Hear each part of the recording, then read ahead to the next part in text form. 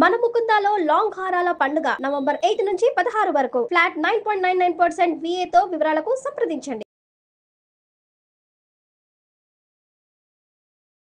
తనపై నాకు ఎలాంటి ఫీలింగ్స్ లేవు. నాకు అసలు నువ్వంటే ఇష్టమే లేదు. సో ప్రేమ దొంగే పెళ్లి దొంగే జీవితాంతం ఇలాగా బాధపడుతూనే ఉండాలి. నీ బాధను చూసి మీ తల్లిదండ్రులు కూడా బాధపడుతూనే ఉండాలి. అవి బాధ తట్టుకోలేక నాన్న పెరాలసిస్ వచ్చింది, బెడ్ మీద పడిపోయాడు. భార్యాభర్తల సంబంధం అది ఉందా, అది లేదా? నా నోట్లో చెప్పలేదు సార్. లేదండి, అస్సలు. ప్రతి రోజు ప్రతి సెకండ్ నాకు ఇలా గుర్తుతున్నట్లు ఉంటుంది మేడం. వెనక్కి తిరిగి చూసుకుంటే మా అమ్మ నాన్నలతో కలిసి ఉన్నది కూడా ఏం లేదు. ఏ పెళ్లికి ముందు ఈ లిస్ట్ అడగలేకపోయావా? ఏంటంటే విడాకులు తీసుకుని నువ్వు హ్యాపీగా ఉంటే మాకు అదే చాలు అన్నట్టుగా మాట్లాడుతున్నారు వాళ్ళు. దీన్ని సినిమాటిక్గా చేయొద్దు. ఆ పంచాయతీలు అయిపోయినాయి, ఆ ఊరు పెద్దల మధ్యన మాటలు అయిపోయినాయి, కోర్టు దాన్ని క్లోజ్ చేసింది.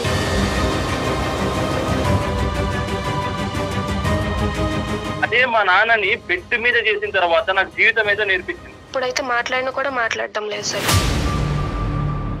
నీ పాత్ర కూడా ఉంటది దీంట్లో. ఊరికే నేను పంపించింది అనుకుంటున్నావా? అసలు కనీసం నన్ను చూస్తున్నావా, పట్టించుకుంటున్నావా, దగ్గరికి వస్తే వెళ్ళిపోతున్నావు. అంటే ఇప్పుడు నీకు రిలేషన్షిప్ అంటే టచింగ్ ఉండాల్సిందే ఏంది? ఏ అదే కావాలని ఎక్కడుంది? మరీ మాట్లాడకు విజయ్, అర్థం పర్థం లేకుండా అమ్మాయి పరువు తీసే ప్రయత్నం చేయొద్దు. ముక్కు నేలకు రాసిన నెక్స్ట్ క్షణమే నేను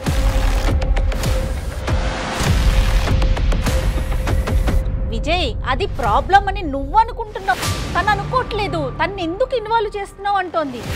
కాదు విజయ్, ఎలా correct Vijay?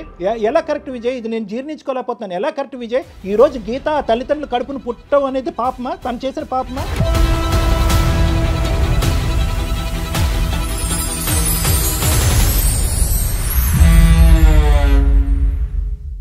సికింద్రాబాద్లోని doctor Narayana college of hotel management లో 100% job guarantee. 966365 doctor Narayana hotel management college వారు సమర్పించు అందమైన జీవితం కార్యక్రమానికి స్వాగతం. నమస్తే కళ్యాణ్ గారు. కళ్యాణ్ గారు, మనకి గీత అని మెయిల్ చేశారండి. వైఫ్ అండ్ హస్బెండ్ మధ్య ఇష్యూ, ఇద్దరు రిలేషనే, ఏరి కోరి పెళ్లి చేసుకున్నారు. రీజన్స్ వింటే చాలా సిల్లీగా అనిపించినాయి అండి నాకైతే అమ్మాయి పెట్టిన మెయిల్ ప్రకారం చూస్తే. సో ఇమీడియట్గా వైఫ్ అండ్ హస్బెండ్ మధ్య ఇష్యూ కాబట్టి మీరు మాట్లాడాల్సిందే అనిపించింది. తను నెంబర్ మనకి పాస్ చేసింది, నేను ఒకసారి కాల్ చేసేస్తాను.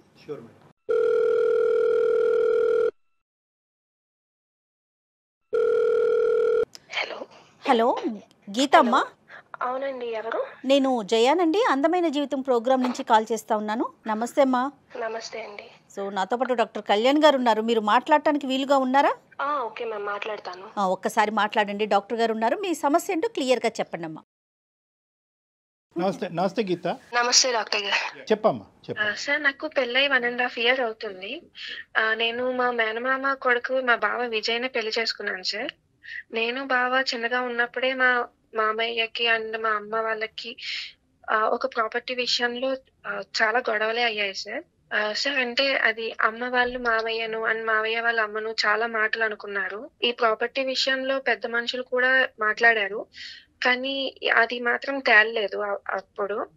అండ్ వీళ్ళ ప్రాపర్టీ విషయం కోసం పోలీసులు, స్టేషన్లు, కాంప్రమైజ్లు అని చాలానే జరిగాయి సార్ ఈ మధ్యలో.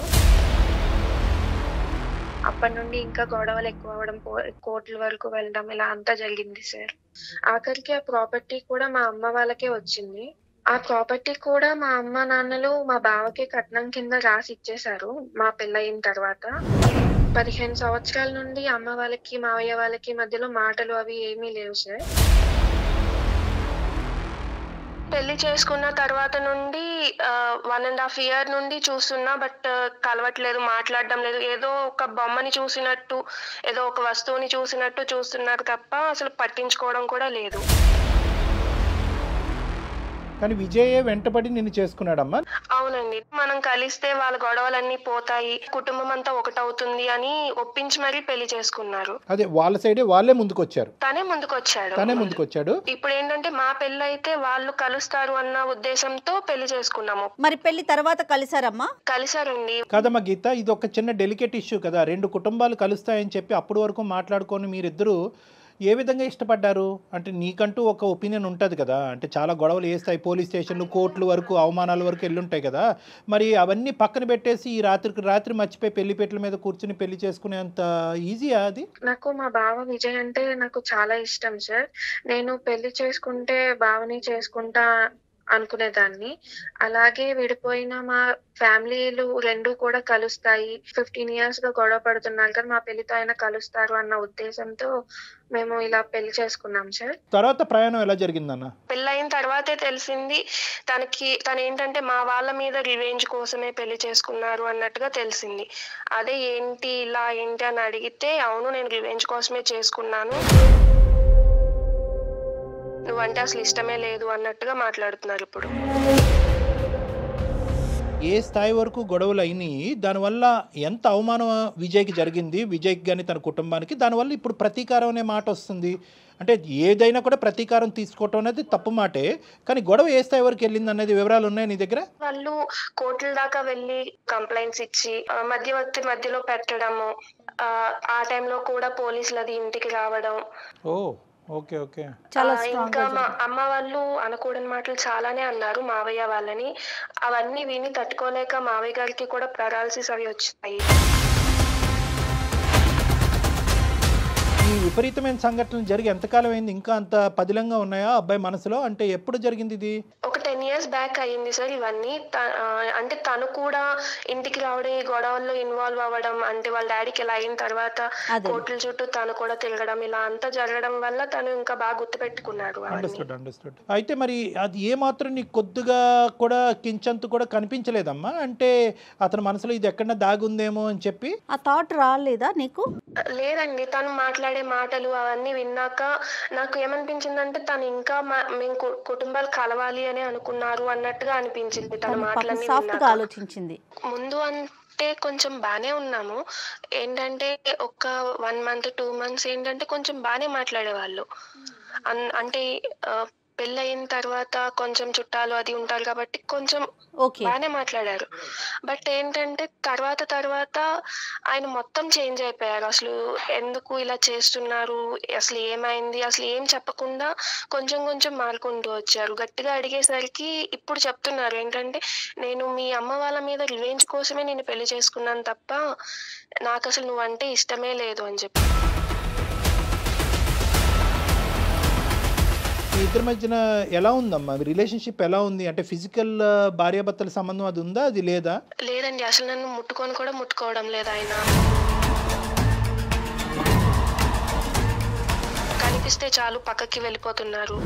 పెళ్ళైనప్పటి నుంచి ఇప్పటి వరకు అసలు మీ ఇద్దరి మధ్యన ఆ ఫిజికల్ ఆస్పెక్ట్ లేదా? లేదండి, అసలు. దగ్గరికి వెళ్ళినా కూడా నన్ను ముట్టుకోకు, నా దగ్గర నుండి వెళ్ళిపో అని అసహించుకుంటున్నాడు. నాతో కనీసం ఇప్పుడైతే మాట్లాడినా కూడా మాట్లాడడం లేదు సార్. పగ తీర్చుకోవటానికి ఇదంతా ఆడుతున్నటువంటి ఇది అన్నది నీకు ఎప్పుడు అర్థమైంది? నువ్వు బాగా టెన్షన్ లో ఉన్నావు. అంటే ఎలా తెలిసింది అంటే ఒక్కొక్క రోజు ఒక్కొక్కలా బిహేవ్ చేస్తున్నారు. నాకు ఫస్ట్ లో అర్థం కాలేదు. Unpredictable behaviour. చెప్పమ్మా. ఫస్ట్ లో అర్థం కాలేదు అసలు ఏం మాట్లాడుతున్నారు, ఏంటి, ఎందుకు ఇలా ఉంటున్నారు అనేది అర్థం కాల. మేబీ చాలా రోజుల తర్వాత కలిసారు కదా పేరెంట్స్ ని, ఏమన్నా కొంచెం గుర్తొచ్చాయా ఏంటి అన్న ఒపీనియన్ లో నేను ఉన్నాను. కానీ ఆయన మొత్తానికి దీని మీదే ఇదే గుర్తు పెట్టుకుని పెళ్లి చేసుకున్నారు అన్న విషయం నేను అసలు తెలుసుకోలేకపోయా. రోజుకి కొంచెం గొడవలు అవ్వడం వల్ల అది కొంచెం తెలుస్తుంది అసలు ఎందుకు ఇలా ఉంటున్నారు ఏంటి అని అడగడం వల్ల కొంచెంగా చెప్తున్నారు ఆయన, నేను ఎలాగే ఎందుకోసమే చేసుకున్నాను, మీ వాళ్ళ మీద రివెంజ్ తీసుకోవడం. ఎలా ఉన్నారు గీత? వాళ్ళు నీతో ఎలా ఉంటారు? వాళ్ళు మొత్తం నాకే సపోర్ట్ చేస్తున్నారు. వాళ్ళ మనసులో ఏం బాధ లేదమ్మా? గతం జరిగినటువంటి గొడవలు, ఆ బాధ ఇప్పుడు మీ ఆయన పెట్టుకున్నంత ఇదిగా వాళ్ళు పెట్టుకోలేదా?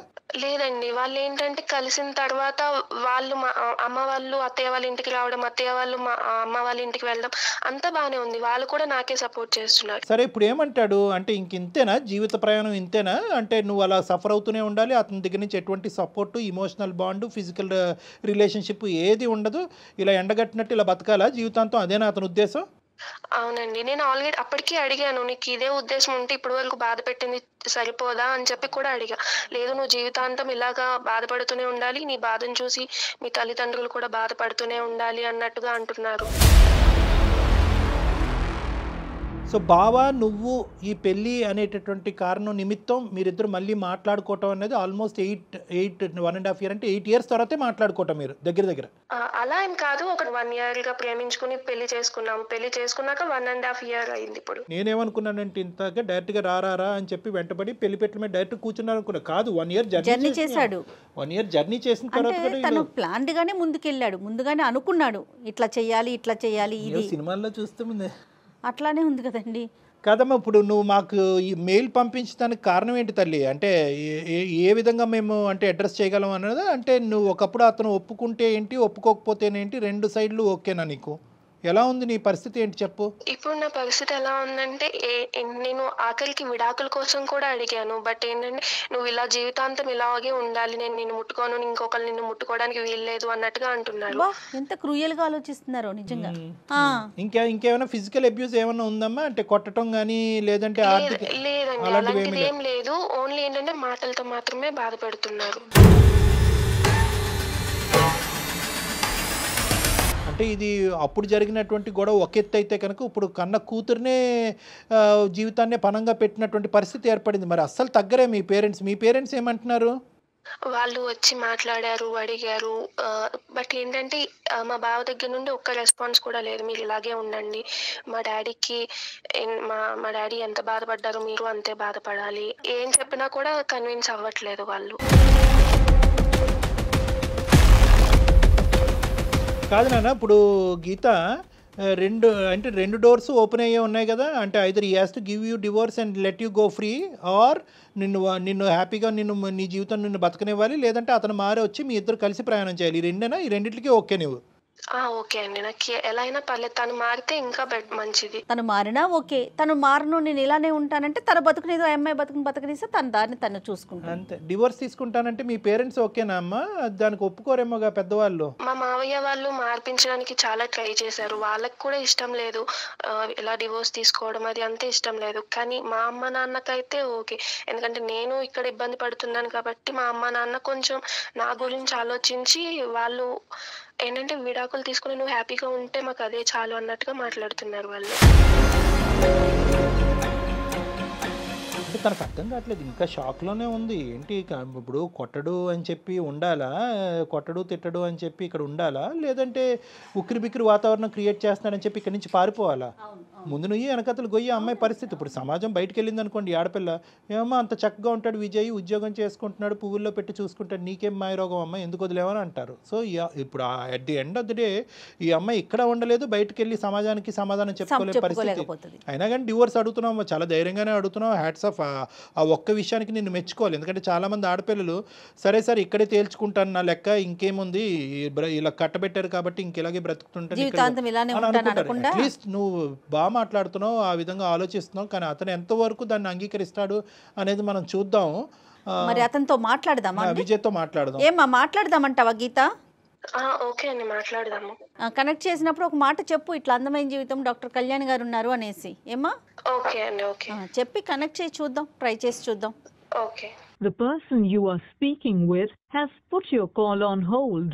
Please stay on the line. Hello hello బావా, మన మధ్య ఉన్న ప్రాబ్లం కి ఏదైనా సొల్యూషన్ దొరుకుతుందేమో అన్న ఉద్దేశంతో సుమన్ టీవీ అందమైన జీవితం ప్రోగ్రామ్ కి అప్రోచ్ అయ్యాను. సార్ వాళ్ళు కాల్లో ఉన్నారు, ఒకసారి సార్ వాళ్ళతో మాట్లాడవా బావా? నువ్వు ఎందుకు వెళ్ళావు అక్కడికి? ఎందుకు సంసారం ఏమన్నా వీధిలో పెడుతున్నావు ఏంటి? నేను ఎక్కడ పెట్టాను? ఆల్రెడీ నువ్వే తీసుకొచ్చావు కదా వీధిలోకి, ఇంకా నేనేం పెట్టడం? ఏదైనా ఉంటే మూసుకొని వచ్చి ఇంటికి వచ్చి మాట్లాడు.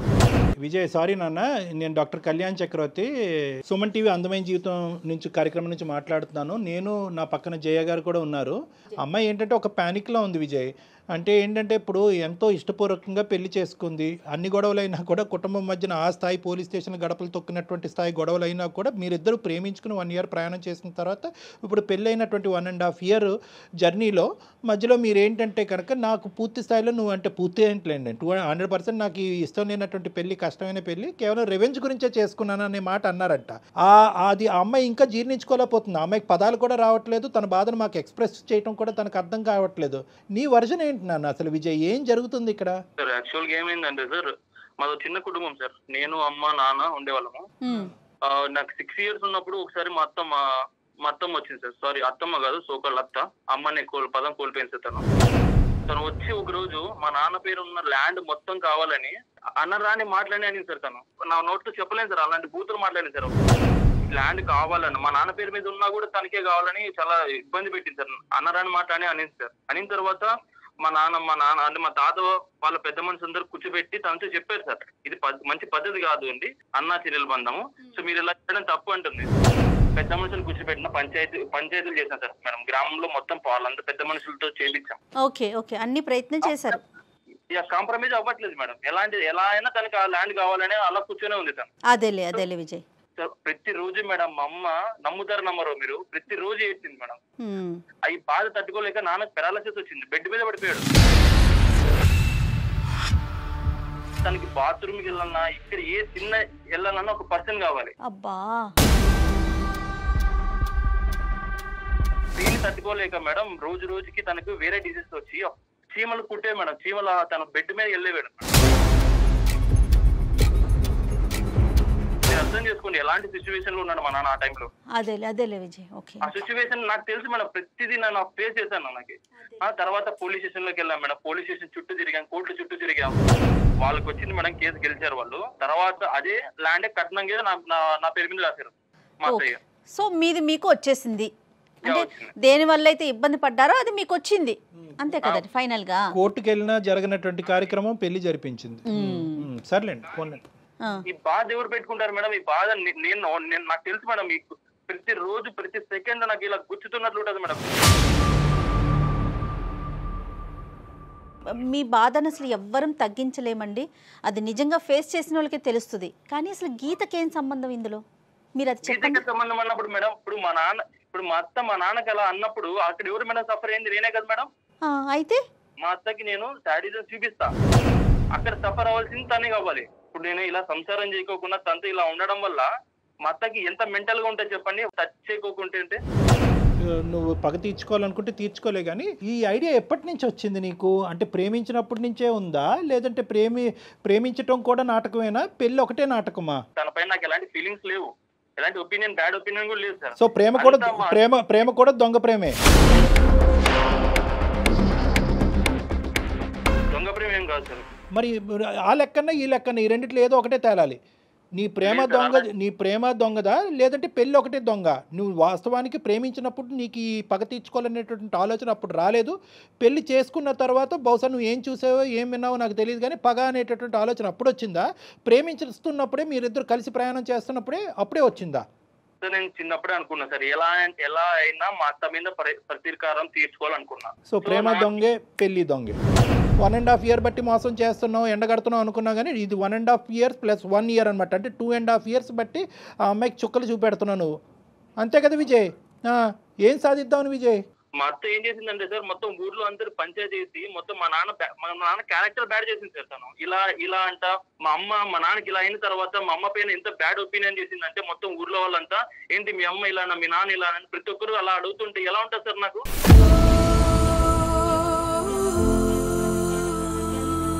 మా అత్త ఎలాగైనా మా నాన్నకు, మా అమ్మకు, నాకు క్షమాపణ చెప్పాలి. క్షమాపణ ఇన్ ద సెన్స్, తను మా ఇంటికి వచ్చి మా రిలేటివ్స్ అందరి ముందర నా కాలు, మా అమ్మ మా నాన్న కాలు పట్టుకొని ముక్కుకు నేలకు రాసిన తర్వాత నెక్స్ట్ సెకండ్ డే నేను సంసారం చేస్తాను. ఇంకేమైనా ఉన్నాయి లిస్ట్ లో?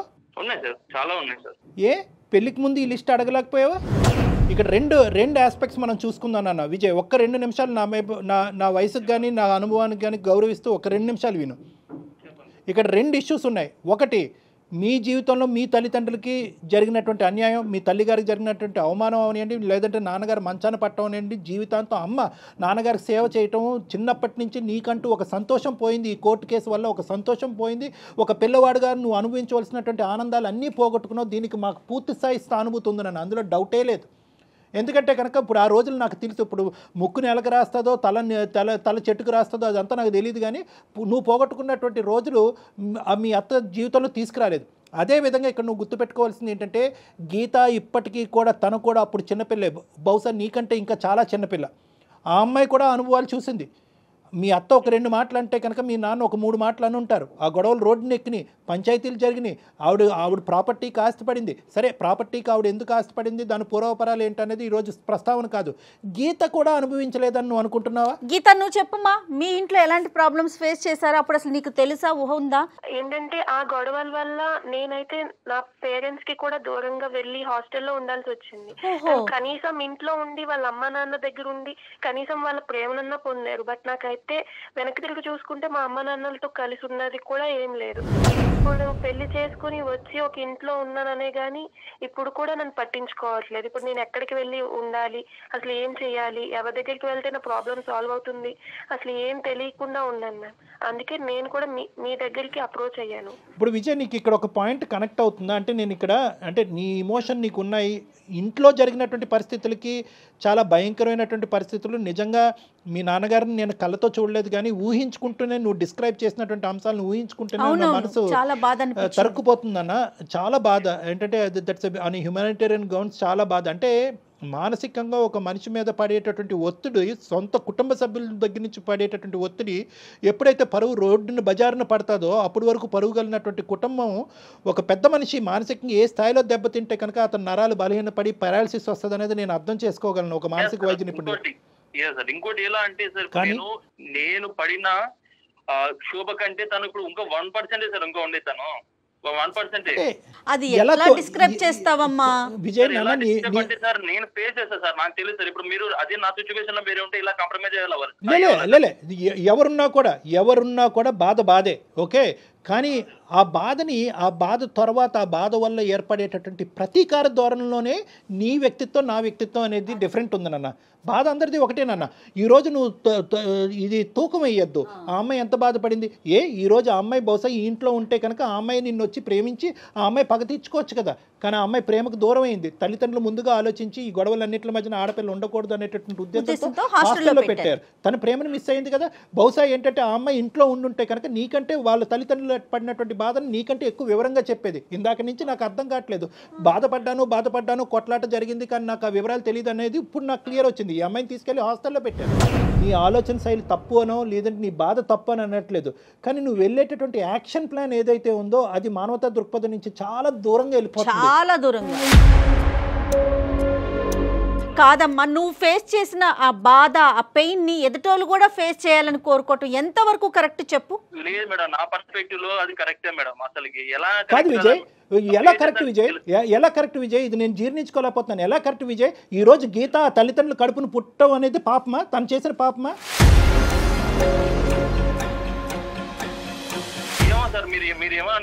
అలా కాదు నాన్న, ఇది వాళ్ళ తల్లి ఒక న్యాయబద్ధమైనటువంటి పోరాటం చేయటం వల్లే కదా కోర్టు ఆస్తి తీసుకెళ్లి మీ అత్తగారికి ఇచ్చింది. అయితే కనుక ఆ అత్తగారు ఈ ఆస్తి నాదే అని చెప్పి చంకన పెట్టుకోలే కదా. మీరిద్దరు ప్రేమించుకున్నారు కాబట్టి మీ చావు మీరు చావండి అని అనలే కదా. అదే కట్నంగా నీకు ఇచ్చిందిగా. ఇప్పుడు ఇచ్చింది సార్. కాదు సార్, ఇప్పుడు అదంతా ఆ ప్రాబ్లమ్స్ అన్ని ఫేస్ చేసిన తర్వాత కూతుర్ని ఇచ్చేసి ఆ ప్రాబ్లమ్స్ మర్చిపోతే ఎలా మర్చిపోతాం సార్? నువ్వు మర్చిపోగలవా లేదా అనేటటువంటి కాన్సెప్ట్ కాదు నేను అనట్లేదు. ఇది ఎప్పుడు చల్లారుతుంది? నేను జీవితాంతం ఇలాగే ఉంటాను, వాళ్ళ కడుపును నువ్వు పుట్టినందుకు నువ్వే ఎలా బాధపడాలి, నువ్వు బాధపడుతూ ఉంటే కనుక వాళ్ళు నరకం అనుభవించాలి, నేను విడాకులు ఇవ్వను, చస్తే ఇక్కడే చావు అనేటటువంటి పద్ధతి ఏంటి నాన్న? ఎప్పుడు చల్లారుతుంది నీ పగ? అసలు నీ పగ అనేటటువంటి దానికి మీనింగ్ ఉందా? మా నాన్న బైక్ ఎక్కి నేను ఇది ప్రపంచం చూసాను సార్. అదే మా నాన్నని బెడ్ మీద చేసిన తర్వాత నాకు జీవితం ఏదో నేర్పించింది. ప్రతిసారి నేను ఒక మ్యారేజ్ అనేటటువంటి కాన్సెప్ట్ గురించి మాట్లాడుతుంటే గీత ఇందులో ఎలా ఇన్వాల్వ్డ్, గీత పరిస్థితి ఏంటి, గీత ఫ్యూచర్ ఏంటి, నీ పగ ఎప్పుడు చల్లారుతుంది అంటే కనుక నువ్వు మీ తండ్రి గారి దగ్గర తీసుకెళ్తున్నావు. నేనేం మాట్లాడలేను. మీ నాన్నగారి యొక్క పరిస్థితిని ఈరోజు తీసుకొస్తే నేనేం మాట్లాడలేను. ఆ గొడవలు అలా అయినాయి, ఆ మానసిక ఒత్తిడి అతనికి గురయ్యారు, దానికి సానుభూతి చూపెట్టడం తప్ప మీ నాన్నగారి యొక్క పరిస్థితిని నేను మార్చలేను, భగవంతుడు మార్చలేడు, ఎవరు చేయలేరు ఇది. కానీ దానికి ఇలా చిక్కుముడిగా ఒకదానికొకటి కలుపుకుంటూ పోతూ గీత మీద పగ తీర్చుకుంటూ మీ అత్త మీద పగ తీర్చుకుంటూ ఎప్పటికి ఎండ్ అవుతుంది? ఈ ఎండ్ పాయింట్ ఏంటి? నీ కడుపు ఎప్పుడు చల్లారుతుంది? దీనివల్ల ఇంకో కాన్సెప్ట్ కూడా నేను చెప్తున్నాను. నీ టోన్లో కూడా ఎక్కడ నాకు హ్యాపీనెస్ కనిపించట్లేదు నాన్న. నువ్వు పగ తీర్చుకుంటున్నాను అని కాల్ రెగరేస్తున్నావు, కానీ ఎక్కడ నీ టోన్లో కూడా హ్యాపీనెస్ లేదు. నువ్వు సఫర్ అవుతున్నావు. నీ జీవితం ఇటువంటి పెళ్లి జరగాలి, ఒక ప్రేమ లేనటువంటి పెళ్లి చేసుకుంటూ ఆ ప్రేమలో పగే కాన్సెప్ట్గా ముందుకెళ్ళిపోవాలనేది నువ్వు ఎప్పుడన్నా వర్ణించుకున్నావా, ఎప్పుడన్నా అనుకున్నావా? సార్ నా లైఫ్ అయినా పర్లేదు సార్, నాకు లైఫ్ అయినా పర్లేదు, తను మాత్రం అలా అవ్వాల్సిందే సార్. నాకు 100% పెడితే తను 200% మా అత్త సఫర్ అవ్వాలి. అయ్యేంత వరకు నా లైఫ్ ఏమైనా పర్లేదు సార్. నాకు నువ్వు మా అమ్మని సఫర్ అయ్యేలాగా చెయ్యి, నేనేం కాదన్ను. బట్ మధ్యలో నన్ను ఎందుకు లాగుతున్నావు? అసలు నాకు అసలు తెలియని విషయాల్లోకి నన్ను లాగి నన్ను ఇన్వాల్వ్ చేసి అసలు నన్నెందుకు లాగుతున్నావు మధ్యలోకి? నేను ఏం చేశా అని చెప్పు. నీ పాత్ర కూడా ఉంటది దీంట్లో. ఊరికే నిన్ను ఊరికే పంపించదు, ఏదో చేసే ఉంటది. ఊరికే నేను పంపించింది అనుకుంటున్నావా? నాన్న టార్చర్ చేసేటటువంటిది అయితే కనుక సంవత్సరంన్నర పాటు ఎండగట్టి జీవితాన్ని రోడ్డుకి ఇడిసినప్పుడు తన కన్న కూతుర్ని ఒకే ఒక కూతురు జీవితాన్ని ఇలా చేసినప్పుడు ఈ పాటికి ఇప్పుడు వరకు చేతులకి ఇలా కట్టుకుని కూర్చుంటది అనుకున్నావా? ఒకదానికి నువ్వే క్రియేట్ చేసుకుంటున్నావు, అల్లుకుంటున్నావు. ఈఎంఐ పాత్ర ఉందంటావేందయ్యా బాబు? అసలు నీకేమైనా కాన్సెప్ట్ ఉందా? నీకేమైనా అర్థం అవుతుంది? ఈఎంఐ పాత్ర ఏంటి? పుట్టెరిగి ఈఎంఐ హాస్టల్లో కూర్చుంది, ఇప్పుడు ఈఎంఐ పగ తీర్చుకుంటుందని అనుకుంటున్నావా? ఏమన్నా డైలీ మాట్లాడతాడు సార్. డైలీ వాళ్ళ అమ్మ ఫోన్ చేస్తుంది, ఫోన్ చేసి ఏదో చెప్తుంటది. ఎక్కడ సావాలి కూతురు? ఎక్కడ సావాలి? తన కడుపు ఇప్పి మాట్లాడుకుని తన కష్టాన్ని చెప్పుకోవటం కూడా పాపమేనా? నువ్వు మాట్లాడవు. వాళ్ళ అమ్మ క్యారెక్టర్ మామూలు కాదు సార్. ఎలా అయినా మమ్మల్ని ఇబ్బంది పెట్టడానికే చూస్తారు వాళ్ళు. సో వాళ్ళు తను అలా చేసే ఉంటది సార్, పక్కా చేసే ఉంటది, చేస్తుంది కూడా. కానీ ఇప్పుడు ఇబ్బంది పెట్టేది మిమ్మల్ని కాదు కదా, మీరే నన్ను ఇబ్బంది పెడుతున్నారు కదా. అదే మా అమ్మ ఏదో చేసేది అయితే కనుక నేను కదా నిన్ను బాధపెట్టాలి. అంతే కదా, కరెక్ట్. కాదమ్మా, పెళ్లి చేసుకుని మనం ఇద్దరు పెళ్లి చేసుకున్నాం కదా, ప్రాబ్లమ్స్ కూడా షేర్ చేసుకో. అసలు కనీసం నన్ను చూస్తున్నావా, పట్టించుకుంటున్నావా? దగ్గరికి వస్తే వెళ్ళిపోతున్నావు పక్కకి. నాకు అవసరం లేదు. ఇప్పుడు నీకు రిలేషన్షిప్ అంటే టచింగ్ ఉండాల్సిందే ఏంది?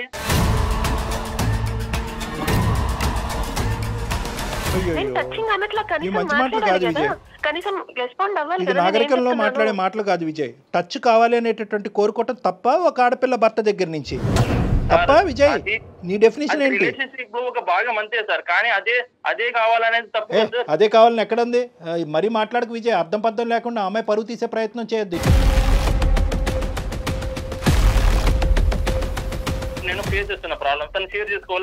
విజయ్, అది ప్రాబ్లం అని నువ్వు అనుకుంటున్నావు, తను అనుకోవట్లేదు. తను ఎందుకు ఇన్వాల్వ్ చేస్తున్నావు అంటోంది. ఇలా ఫేస్ అవుతున్నా కదా, వాళ్ళ అమ్మకి పోయి చెప్పొచ్చు కదా, ఇలా అయింది మేడం, ఇలా అయిందమ్మా, ఇలా అయింది. విజయ్ ఏమంటున్నాడంటే వెళ్ళి తను కాలు పట్టుకొని వాళ్ళ అమ్మ నాకు చెప్పమను, అయిపోయా వెళ్ళని కూడా. మనం ఇప్పుడు కంక్లూజన్కి వస్తున్నాం. ఒకే పాయింట్ విజయ్, నీ కండిషన్ ఏంటి?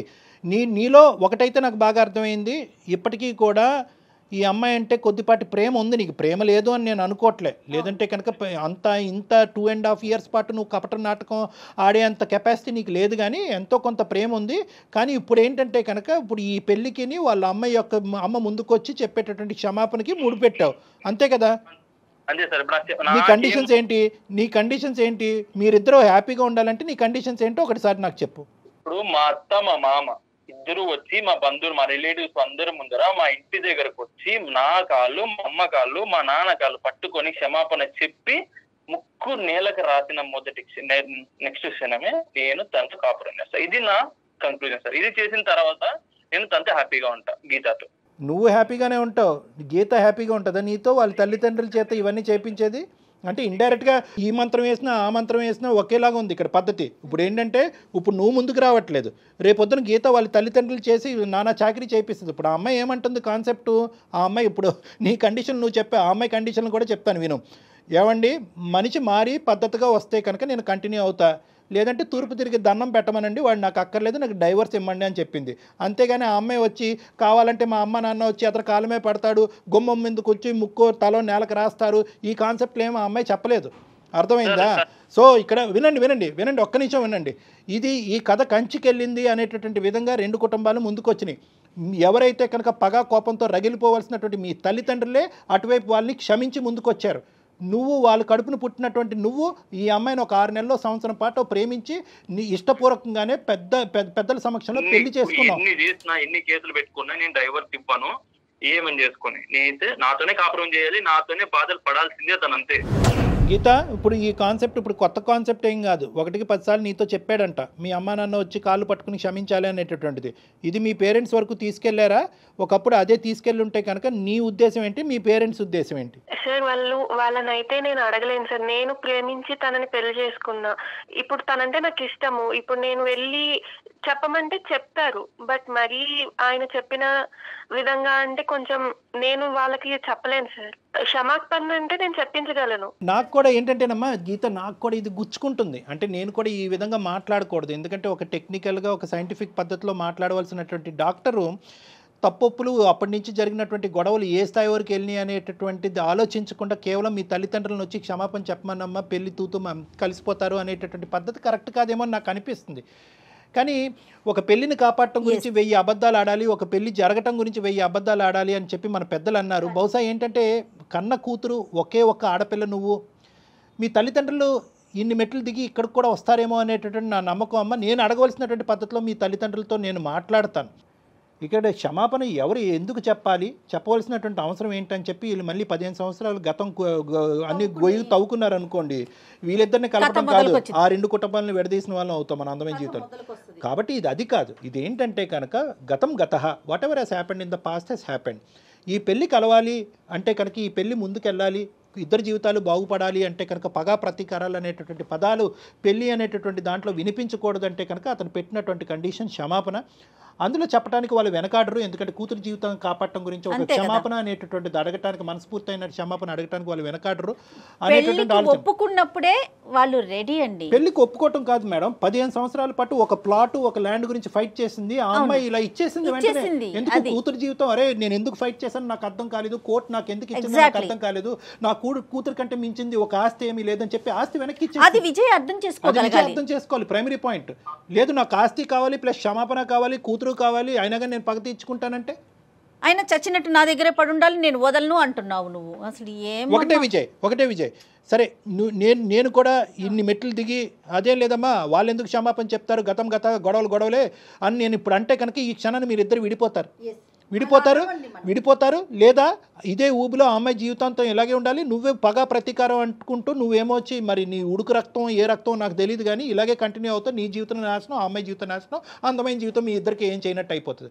కాబట్టి నేనేంటంటే ఆ కాన్సెప్ట్స్ అన్ని తీసి పక్కన పెట్టేసి ఒక కన్న కూతురు కన్నటువంటి ఒక తల్లిగా ఆ పెళ్లిని కాపాడటం గురించి ఆవిడ సారీ చెప్పడానికి రెడీ చేపిస్తాను అనే బాధ్యత నేను తీసుకుంటున్నాను. కానీ నువ్వు దీన్ని పెద్ద సినిమాటిక్గా చేయొద్దు ప్లీజ్ విజయ్, దీన్ని సినిమాటిక్గా చేయొద్దు. ఆ పంచాయతీలు అయిపోయినాయి, ఆ ఊరు పెద్దల మధ్యన మాటలు అయిపోయినాయి, కోర్టు దాన్ని క్లోజ్ చేసింది, ఆస్తి ఒకరికి చెందాలనుకుంది, ఆస్తి నాకు వద్దు నా కూతురికి మించింది కాదని చెప్పి అదే ఆస్తి మీ చంకని చేరింది ఈరోజు. ఇటువంటి పరిస్థితుల్లో నువ్వు ఒక మెట్టు దిగాలి. క్షమాపణ అంటే ఆవిడ చెప్పిస్తాను, కాదు సార్ మీరు చెప్పింది ఇప్పుడు నాకు బాగా అర్థమైంది, తల్లి తర్వాత తల్లి లాంటిది మా అత్త, నాకు ఆ క్షమాపణ కూడా అక్కర్లేదు అనే పెద్ద మనసుతో నువ్వు ముందుకు వస్తావా, ఐఎమ్ వెరీ హ్యాపీ. కాదు క్షమాపణే నన్ను చల్లారుస్తుంది అనుకుంటే కనుక ఆ క్షమాపణ వాళ్ళ చేతి చెప్పించడానికి నేను రెడీగా ఉన్నాను. సార్ ఇప్పుడు మీరు ఇంత టైం తీసుకొని మా రిలేషన్షిప్ లో ఇంత మంచిగా చెప్పారు సార్. నాకు రియల్ గా చెప్తున్నా, ఏదో మీరు చాలా అంటే మా నాన్నే నాకు ఇలా చెప్తున్నారు అంటే మా ఫ్యామిలీ మెంబర్ గా మీరు ఇలా చెప్తున్నారు సార్. రియల్ గా ఓకే సార్, మీరు చెప్పిన దానికి నేను కాంప్రమైజ్ అవుతాను. కాంప్రమైజ్ విత్ క్షమాపణ వితౌట్ క్షమాపణ మీరు చెప్పిందని నాకు అర్థమవుతుంది సార్. ఎక్కడో తప్పు నాది కూడా ఉంది సార్. ఎందుకంటే గీత నేను ఇంత బాధ పెట్టాను, బట్ ఓకే నేను తన్ని చాలా చాలా ప్రేమగా చూసుకుందాం అనుకుంటున్నాను సార్. కానీ అర్థమైందమ్మా, అది అర్థం కాబట్టే మాకు కూడా విజయ్ సింపుల్ తెలుసా, సింపుల్ లాజిక్. అసలు అందమైన జీవితం డాక్టర్ కళ్యాణ్ చక్రవర్తి జయ కూడా ఇక్కడ అక్కర్లేదు, ఏమీ లేదు. నీ మనసు ఇలా రగిలిపోతుంది అనేటటువంటిది ఓపెన్ హార్టెడ్గా నువ్వు ఎవరితో డిస్కస్ చేయకపోవటం అనేది ప్రధానమైన సమస్య. ఎవరు కూడా నీ లోపల రగిలిపోతున్నటువంటి అంశం, ఒక అనవసరమైనటువంటి అంశం, ఒక గతానికి సంబంధించినటువంటి అంశం అది వదిలేసారా, పగలు ప్రతీకారాలన్నీ తీసి పక్కన పెట్టి కలిసి ప్రయాణం చేయటం, జీవితాన్ని అందరూ సుఖమయం చేసుకుందాం, కలిసి ఉంటే కలదు సుఖం అనే ఒక్క పదం ఎవరైనా కానీ నాలాంటి పెద్ద మనిషి ఎవరైనా నీ మనసులో పెట్టుంటే కనుక ఈ 1.5 year కూడా వేస్ట్ అయ్యి ఉండదు. నిజంగా నీ భార్య దేవత నాన్న. ఎందుకు అంటే కనుక ఆ అమ్మాయి మొత్తం చెప్పినటువంటి దాంట్లో కేవలం వణికిపోతూ భయపడుతూ ఏడుస్తూ మాట్లాడిందే కానీ ఎక్కడ కూడా నా భర్త శాడిస్టానో, లేదంటే నా భర్త పనికిరాని వాడనో, లేదంటే పగ తీర్చుకుంటున్నాడు, గతానికి సంబంధించినటువంటి పగ తీర్చుకుంటున్నాడు అనేది చెప్పిందే కానీ నువ్వు ఒక శాడిస్టానో ఒక భయంకరమైన డిస్క్రిప్షన్ ఎక్కడ ఇవ్వలేదు నీ గురించి. ఓపిక పట్టింది, వాళ్ళ తల్లికి చెప్పిందే కానీ ఎక్కడ కూడా ఈ గొడవలు పెరిగేటటువంటి విధంగా వాళ్ళ తల్లి వచ్చి మీ జీవితాల్లో ఇన్వాల్వ్ అవ్వకుండా అక్కడ కూడా జాగ్రత్త పడింది. అన్ని విధాలుగా జాగ్రత్త పడినటువంటి ఒక గొప్ప స్త్రీ నన్ను నీ భార్య, అది ఎప్పటికీ నువ్వు అర్థం చేసుకోవాలి. అవును సార్, డెఫినెట్ గా నేను యాక్సెప్ట్ చేస్తాను సార్ దీన్ని. కానీ వాళ్ళతో ఒక్కసారి చెప్పాను సార్, మా ఫ్యామిలీ వాళ్ళకి అంతే. మా అమ్మకి మా నాన్నకి మా అత్త ఒక్కసారి చెప్పానండి. ఏమో మనకు తెలియదు, ఈ పాటికే చెప్పేసుకున్నారేమో, వాళ్ళు అంత హ్యాపీగా మాట్లాడుకుంటున్నారంటే. సరే, నీ కోరిక మేరకు నేను ఒక్కసారి ఇరువైపుల తల్లిదండ్రులతో ఒకసారి మాట్లాడతాను. వాళ్ళందరూ కూర్చుని నీతో పాటు మాట్లాడతారు. వాళ్ళందరి మధ్యన ఎటువంటి విద్వేషాలు వైషమ్యాలు లేవు అని చెప్పి క్లియర్ కట్గా నీకు చెప్తారు. అప్పుడు నీ మనసు అప్పుడు చల్లబడుతుంది, మీరు హ్యాపీగా ప్రయాణం చేస్తారు. ఓకేనా? నేను టేకప్ చేస్తానులే, నేను మాట్లాడతాను. ఇరువైపుల తల్లిదండ్రులతో నేను మాట్లాడతాను. ఓకే అమ్మా. విజయ్, ఎప్పుడు జరిగిపోయిన చెడుని వదిలేయాలమ్మా, దాంట్లోంచి మంచిని తీసుకునే ముందుకెళ్ళాలి. అదే కదా జీవితం. చూడు, ఒక ఆడపిల్ల నీకోసం ఎంత బాధపడతా ఉంది. దయచేసి ఆలోచించి ఒక్కసారి మనం కౌన్సిలింగ్లో కూర్చుందాం. నువ్వు, మీ పేరెంట్స్, అట్లానే మన గీత వాళ్ళ పేరెంట్స్ అందరూ కలిసి ఒక్క సెషన్ ఒక్కసారి కళ్యాణ్ గారిని మీట్ అవ్వండి. దాని తర్వాత మనం ముందుకెళ్దాం. ఏమా? Right Vijay, all the best అమ్మా, హ్యాపీగా ఉండండి. గీత, థ్యాంక్ యూ మా. Thank you ma'am. కళ్యాణ్ గారు, ఇంత ఫాస్ట్గా తను రియలైజ్ అవుతాడు అనుకోలే. అతని లోపల ఈ యాంగిల్ అలాగ అతన్ని ముంచేసి అలా ముందుకు తీసుకెళ్ళాను. తీసుకోరా, పగ తీర్చుకోరా అని అంతరాత్మ ఏమని చెప్తుందంటే, పగ తీర్చుకో అని చెప్తుందే కానీ ఇటువైపు ఒక కనికరంతో చూడాలి, నా భార్యను చూడాలి. ప్రేమించినటువంటి ఒక ఆడపిల్లని, ఎటువంటి సంబంధం లేనటువంటి ఒక ఆడపిల్లని, నేను ఇందాక ఒక మాట అన్నాను కదా, ఆ తల్లిదండ్రులు కడుపును పుట్టడమే ఈ అమ్మాయి చేసుకున్న శాపం. సో ఇదన్నీ కూడా, ఇవన్నీ రియలైజేషన్ పాయింట్స్. ఇవేం చేసినాయి అంటే కనుక స్లోగా ఆ పగ అనే తెర తీసేసి అతనికి రియలైజ్ చేసినట్టుగా చేసినాయి. ఇక్కడ నా స్థానం అక్కర్లేదు మేడం. ఎవరైనా ఒక పెద్ద మనిషి కూర్చుని ఈ రెండు పదాలు అతని బ్రెయిన్లో పెట్టుంటే కనుక ఇది ఎప్పుడో తేలుండేదేమో. కానీ మీరు యాక్సెప్ట్ చేసి ఆమెతో క్షమాపణ అయినా చెప్పిస్తానన్నారు చూడండి, నాకు హ్యాపీగా అనిపించిందండి. ఎందుకంటే ఏం చేస్తాం, ఇప్పుడు కాపురం నిలబడాలి కదా, దాని తర్వాత ఏదన్నా అవుతుందా అంటే దాన్ని మనం ఎక్కడ ఊహిస్తాము? ఏం కళ్యాణ్ గారు? కరెక్ట్ జయ గారు. రైట్ అండి. నమస్తే. నమస్తే జయ గారు, థ్యాంక్ యూ. సంతోషం.